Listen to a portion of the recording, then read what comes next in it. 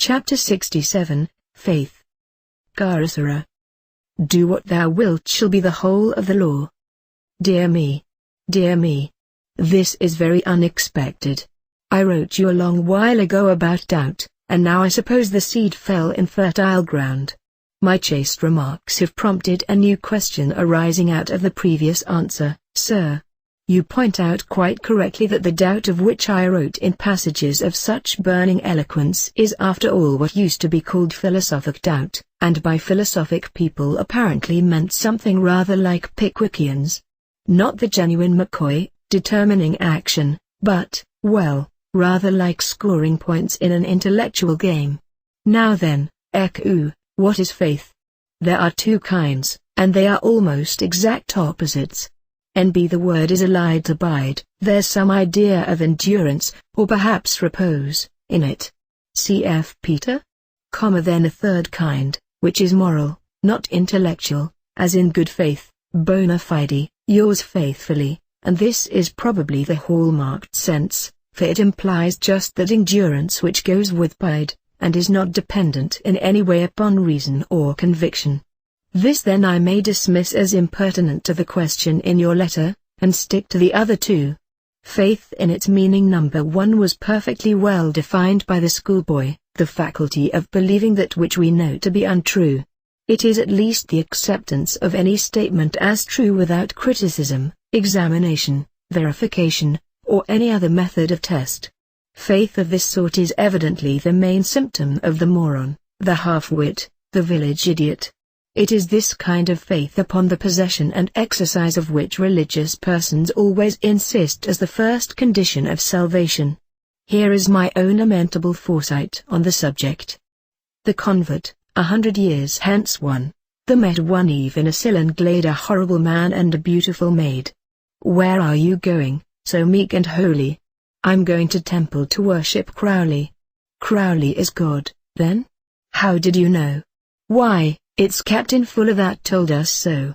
And how do you know that Fuller was right? I'm afraid you're a wicked man, good night. While this sort of thing is styled success, I shall not count failure bitterness. Sometimes, note well.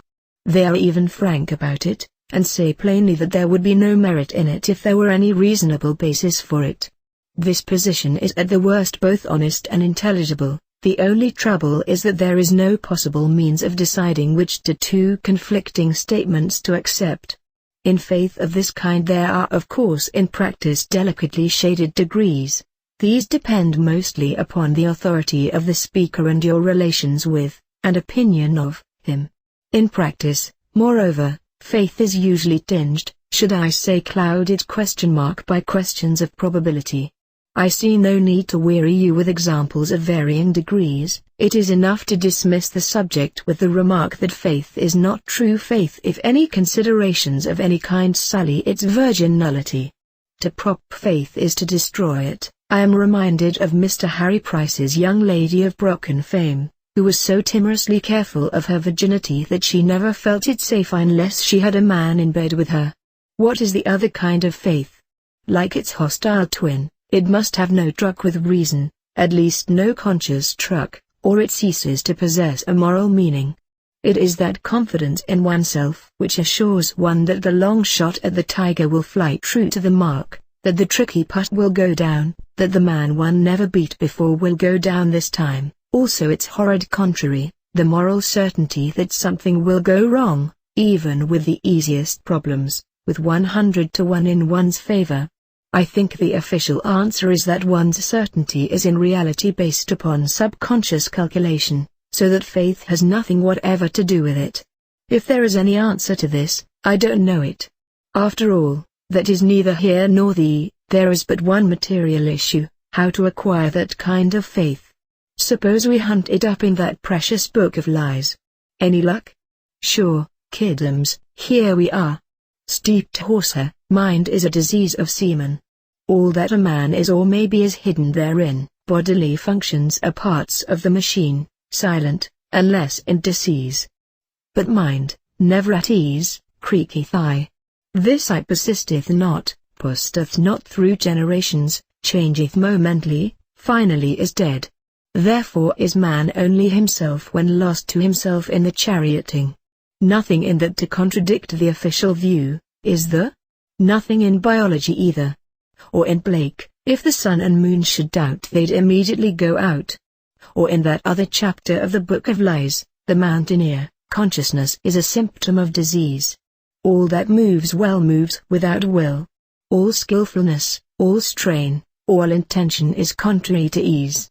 Practice 1,000 times, and it becomes difficult, 1,000, and it becomes easy, 1,000 times 1,000, and it is no longer thou that doeth it, but it that doeth itself through thee.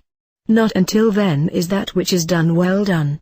Thus spoke Frater Perdurabo as he leapt from rock to rock of the moraine without ever casting his eyes upon the ground. Or in the Book of the Law. You know the passage well enough. Conclusion: this discussion has forever abolished the use of the word faith to imply conscious belief of any sort. At least, if there should ever be an element of awareness, it is of the nature of a sudden leap into daylight of the quintessence of a mass of subconsciously selected and ordered experience. Then what, if you please, did Paul mean when he wrote faith is the substance of things hoped for, the evidence of things unseen? Oh, spot the lady. Love is the law, love under will. Yours etc. P.S. Don't take any wooden money. P.P.S. I have a marvelous proposition for you. I wouldn't let in anyone on it but my very best friend. There's a man in San Luis Potosi in a mine there.